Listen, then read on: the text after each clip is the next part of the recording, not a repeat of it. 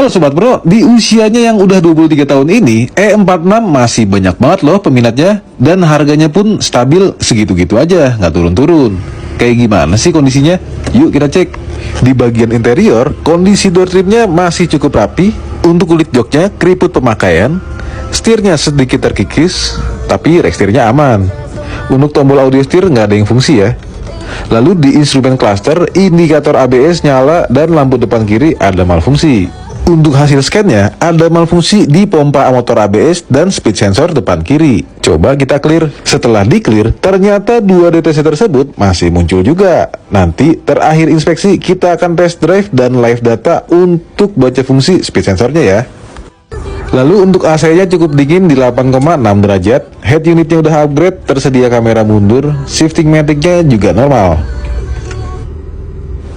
Untuk tombol-tombol AC dan power window kondisinya masih cukup oke. Di kabin belakang, door trimnya masih cakep, joknya juga masih layak.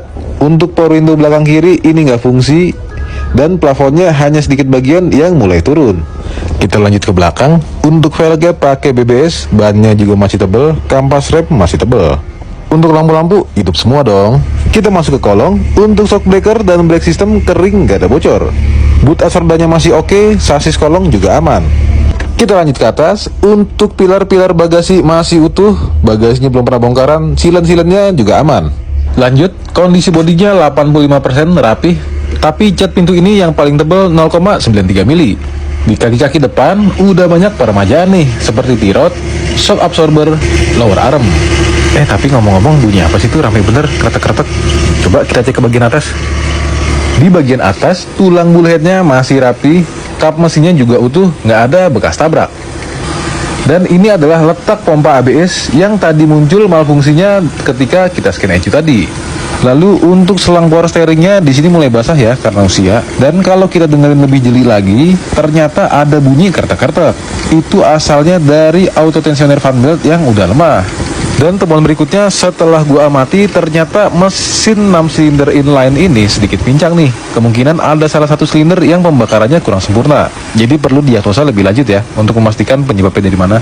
Lanjut ke aki, baterai health-nya masih 82%. Untuk pengisiannya juga bagus di 14,21 volt.